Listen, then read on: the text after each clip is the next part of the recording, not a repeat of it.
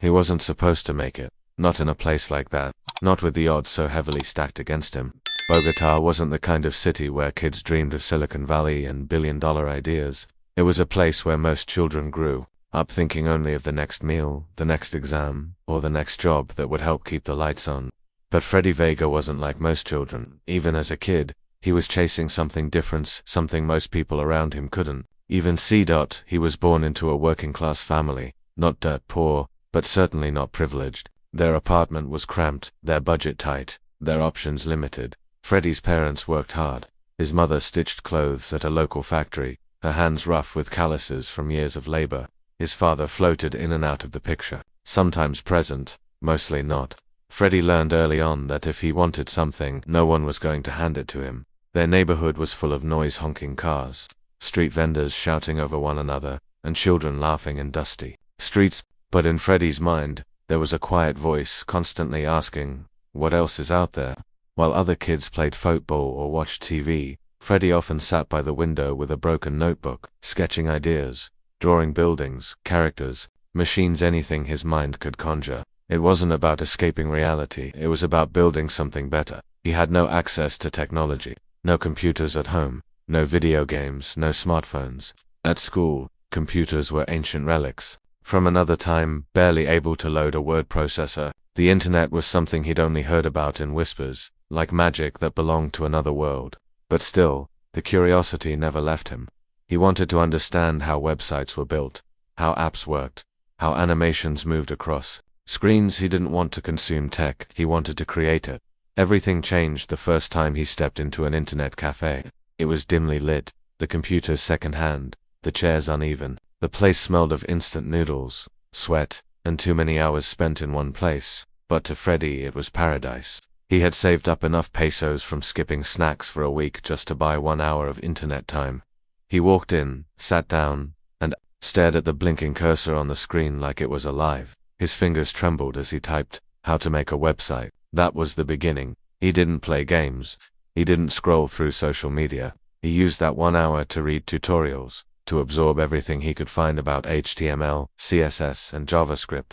The cafe owner noticed him. While most kids came in for Facebook or online games, Freddy came in with a notebook, a pen, and a hunger that made him stand out. Over time, the owner would give him a few extra minutes when business was slow, and Freddy always made those minutes count.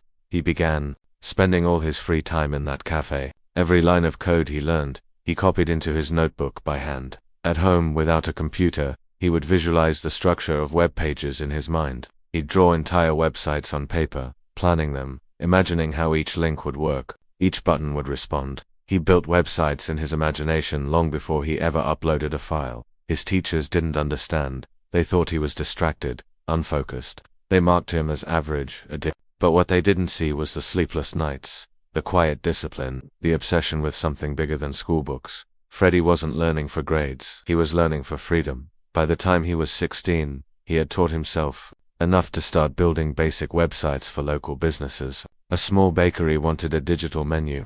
Freddy offered to build it. A mechanic shop needed a landing page. Freddy was ready. He charged little or nothing at all, sometimes just enough to cover his internet time. It wasn't about money, it was about proving to himself that he could do it, that he could build something real. Word spread.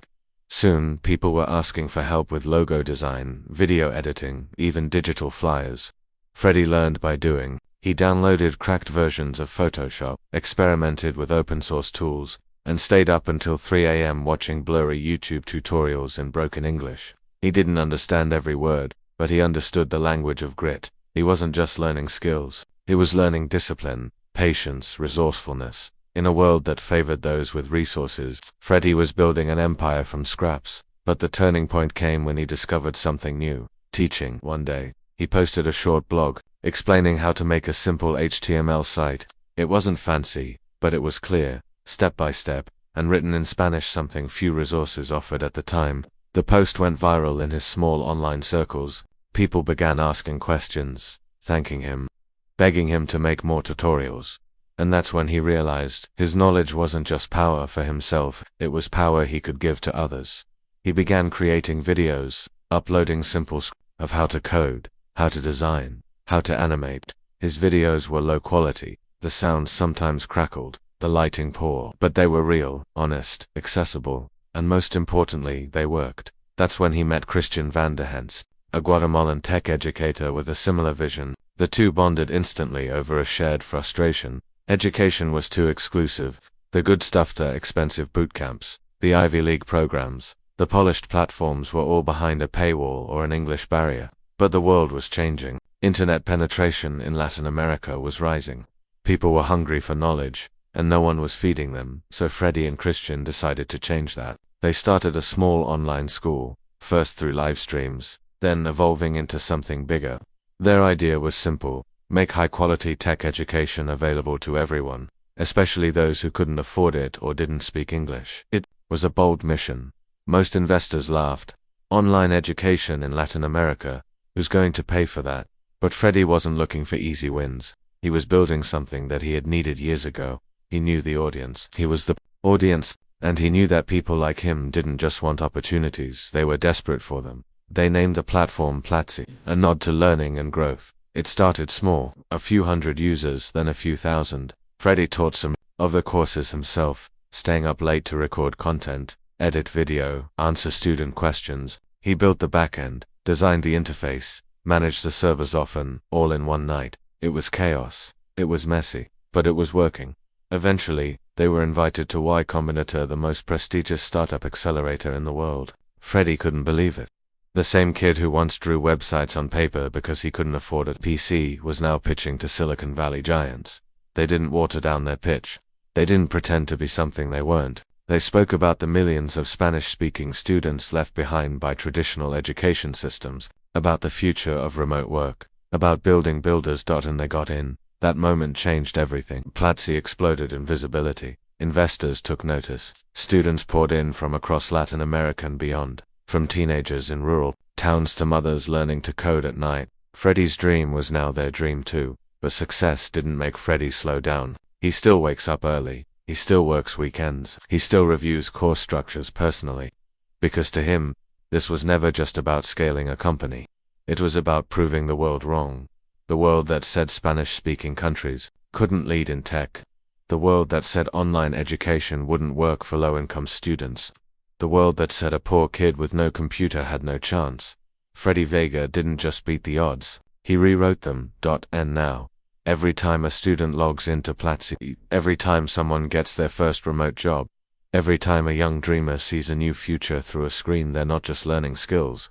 They're living proof of a simple idea: a hungry mind, a stubborn heart, and a working internet connection can change everything. He never wanted a shortcut. He never asked for favors. What Freddy Vega wanted was one simple thing: a fair shot. Not a lottery ticket, not a miracle, just a chance to prove what he could do with the tools others took for granted. And when he finally got those tools, an internet connection, a second-hand computer, and a growing fire inside his chest, he didn't waste a second. Freddy's days became a blur of effort. Mornings began early. He helped his mother around the house, ran errands, then rushed to the same crowded internet cafe he had visited for months. He knew every crack in the floor, every sticky keyboard, every strange sound the old machines made. But to him, those broken computers were gold mines. While other teens spent hours on social media, Freddy was copying lines of code from outdated web pages into his notebook. He didn't understand everything, but he didn't need to, not yet. What he understood was how to learn, and learning became his weapon. He found a rhythm. He would spend the morning at the cafe studying tutorials. He'd go home, sketch website layouts on paper, then return the next day to test them. Every day, he got better. His fingers learned the language of machines. His mind learned the logic of design. HTML became second nature. CSS became a brush for his creativity. He started building small things: a simple blog for a friend, a static page for a neighbor's shop, a digital resume for a student he met in line at the cafe. Word started spreading. There's this kid who can make you a website. People didn't expect much, but when they saw what Freddy could do, they were shocked. His work looked clean, modern, better than what most paid developers were offering. And he was just a teenager with no formal training, no equipment, no brand. He wasn't making real money yet, but that wasn't the point. The real value came from something else: validation. For the first time, Freddy wasn't just the curious kid with strange ideas. He was the guy who could deliver. The guy who solved problems. the guy people came to when they needed help in a world turning digital. Then one evening, everything shifted. He was sitting alone, eating a cheap arepa under a flickering streetlight, when a man walked past, arguing loudly on the phone. Freddy caught just 3 words: remote freelance job. That was all, but it stuck. Remote freelance job. Freddy rushed home and fired up the family's old TV. It didn't connect to anything, but he used it to write ideas in his notebook, staring at the blank screen like it was a digital mirror. He scribbled the words again: remote, freelance, job. Could he actually earn money from someone in another country? Could he build something for a business in the US or Europe? Could he escape the limits of where he was by offering value beyond borders? That night he didn't sleep. By sunrise he was at the cafe again, searching for platforms of work. Freelancer, Behance, 99 Designs. He created accounts, uploaded screenshots of the little projects he had done, and wrote bios in rough English using Google Translate. It wasn't perfect, but it was enough. And then, one day an email arrived. A bakery owner in Miami wanted a landing page. They liked Freddy's portfolio and wanted to pay $50. It was more than Freddy had made in a month. His heart raced as he typed out the confirmation. He worked all night coding, testing, When he finally submitted the project, his hands shook. 2 days later, the payment arrived in his digital wallet. He cried, not because of the money, because it worked. The system worked. Talent had found opportunity. Skill had crossed oceans. And most importantly, he had been seen. From there, things moved quickly. Freddy began taking more freelance jobs. Some small, some surprisingly big. He made $100 here, $200 there. But even when he had some money in his pocket, he didn't slow down. He used it to buy a second-hand laptop. He stopped depending on cafes. Now, he had his own screen, his own keyboard, his own hours. He used the laptop like it was a sacred object. No games, no distractions, just code, just creation. He took online courses, some free, some paid through saved earnings. He improved his English. He joined online forums. He started mentoring newer coders who messaged him for advice, and that's when he met Christian van der Hensee. Christian was a few years older, a Guatemalan tech educator who had already built a name for himself by translating tech content into Spanish. He had run successful forums, built courses, and was passionate about one thing: education without barriers. When Freddy came across one of Christian's blog posts, he sent a message. It was short, direct, and honest. Christian replied. The conversation turned into calls. Their calls turned into brainstorming sessions. They realized they had lived parallel lives. Both had grown up in Latin America. Both had felt the sting of limited resources. Both had fought to learn tech in a language not their own. And both believed that millions of others were ready to learn if only someone gave them the tools. That's when they had the idea. Not a course, not a website, a movement. An online school made by Latin Americans for Latin Americans. A place where Spanish speakers could learn real tech skills from real professionals in their own language at an affordable price. A place where no kid would have to wait outside a cafe to change his life. They called it Platzi. It started with live courses. Freddy and Christian would host sessions themselves, teaching HTML, CSS, basic JavaScript. They used basic webcams, glitchy mics, and slides that looked like high school projects. But the energy was electric. Students didn't care about polish, they cared about access. Word spread fast. Hundreds joined, then thousands. Freddy kept freelancing to pay the bills. At night, he taught. At dawn, he learned. During the day, he coded. He slept in 3-hour shifts, skipped meals, ignored birthdays, forgot weekends. He wasn't working hard, he was working like he had no other choice. Platzi began to grow. They launched more courses: design, animation, marketing, Python. They hired part-time instructors. They built a community around growth.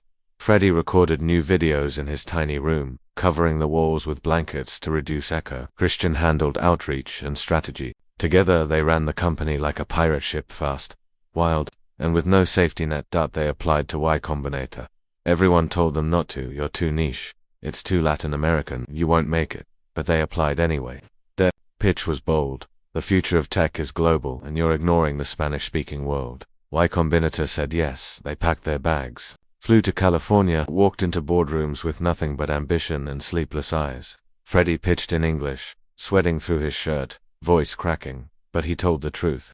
Told them how he had built websites without a computer, how he had learned to code in a language he didn't speak, how millions of kids were just like him waiting they got the funding. That moment was surreal, but Freddy didn't celebrate. He went back to his rented room, opened his laptop and started fixing bugs on the platform, because that's who he was. The kid who never waited for permission. Platzi scaled fast. They rebuilt the platform, launched apps, partnered with top companies. Their students were getting real jobs at Google, Microsoft, Shopify, and local Latin American startups. Women were learning to code while raising children. Teenagers were skipping college and getting hired straight from Platzi. Single mothers, refugees, prisoners, anyone who had a screen and a spark. Freddy became a symbol, but he didn't act like a celebrity. He still answered emails, still reviewed course outlines, still stayed up late thinking of new ways to teach more people, better and faster, because he remembered what it felt like to sit outside a cafe with no laptop, no money, and too many dreams. And he never wanted anyone else to feel that helpless again. Now Platzi has taught millions, but Freddy doesn't count users. He counts transformations. The student who got their first remote job, the developer who left gang violence behind, the artist who built their own agency, the teenager who bought a laptop with their first paycheck. These stories remind Freddy that the real magic isn't in the tech, it's in the belief. Belief that you matter, belief that you can change, belief that no one gets to define your limits, except you. And maybe that's what makes Freddy Vega different. He didn't just learn to code, he learned how to teach others to believe. Success is not a finish line. It's not the flash of cameras or the number in a bank account. It's not the TED Talks, the articles, or the spotlight. True success is quieter, deeper. It's in the weight of responsibility you carry after you've climbed out of the pit. It's in what you build for others once you've learned to build for yourself. For Freddy Vega, success didn't taste like champagne or feel like a trophy.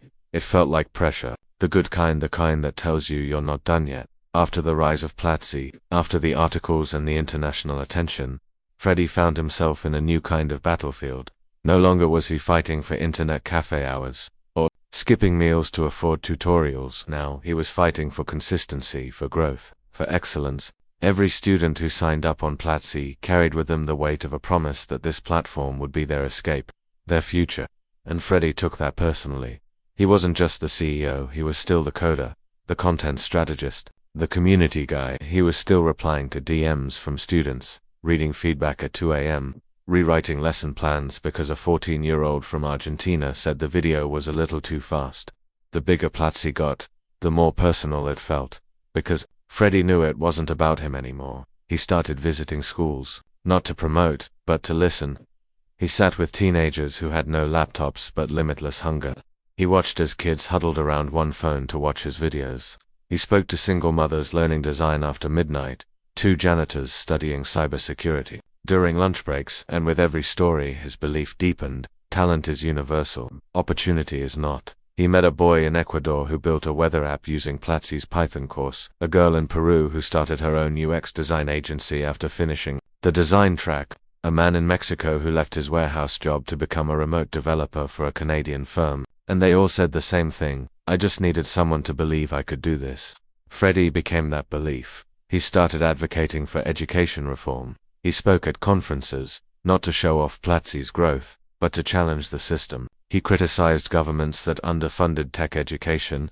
He called out global tech giants for ignoring Latin America. He wasn't trying to be polite, he was trying to shake the world awake. But impact brings weight. With growth came expectations. Investors wanted expansion. Partners wanted faster results. Critics began watching closely. Every decision Freddy made was dissected. One glitch on the platform, one delayed course update, one misstep in a live stream, it could go viral for the wrong reasons. And Freddy felt all of it. He had to learn to lead at scale, to let go of control, to trust others. That was hard. This was a man who had built websites line by line, who had recorded his first tutorials in a room lined with pillows to block out street noise. Now he had a team of hundreds, a user base of millions, and decisions that affected lives he would never meet. There were days he questioned himself, when a course flopped, when a partner dropped out, when a student said they felt unseen. On those nights, Freddy didn't sleep. He'd pace around his apartment, stare at his old notebooks, and remind himself of the boy who once sat in a dingy internet cafe dreaming of something better, and then he'd get back to work. He began focusing more on mental health, his own and his team's. He brought in advisors, started mentoring younger founders. He spoke openly about burnout, imposter syndrome, and the illusion that success fixes everything, because it doesn't. It just gives you new problems, bigger stakes. But Freddy wasn't afraid of problems. He had spent his whole life solving them. Platzi continued to evolve. They launched AI courses, blockchain, ethical hacking, storytelling. For startups, they built partnerships with global companies to create job pipelines. Their students weren't just learning, they were getting hired, building startups, becoming mentors. Freddy started a scholarship fund, Platzi Master, that covered full education and job placement for top-performing students from low-income backgrounds. He didn't announce it with fireworks, he just rolled it out quietly, because real change doesn't need applause, it needs follow-through. He visited the same internet cafe where his journey began. The building had changed, new owners, new machines, but he sat in the same spot, logged into the new Platzi platform, and just stared at it. From handwritten HTML notes to a platform empowering millions, it was surreal. A loop closed, but he didn't let nostalgia stop him. He started developing a vision for the next 10 years, not just for Platzi but for education across Latin America. He wanted to help governments build scalable tech training in public schools. He wanted to create a certification system recognized by global employers.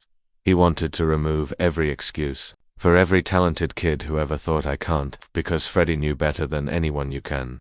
You can if you're willing to suffer through confusion, through isolation, through broken keyboards and blurry tutorials. You can if you're willing to trade comfort for growth.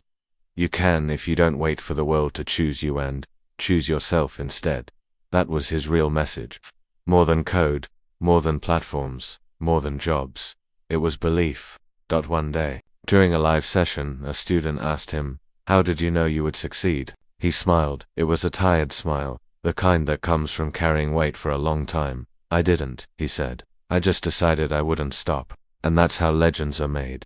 Not by knowing the ending, but by refusing to quit the story. So now, when a kid somewhere in Guatemala or a young woman in Colombia logs onto Platzi and clicks Start Course, they're not just opening a video, they're stepping into a legacy born not in wealth or privilege, but in sweat, sleepless nights, second-hand computers, and a stubborn refusal to let circumstances define destiny.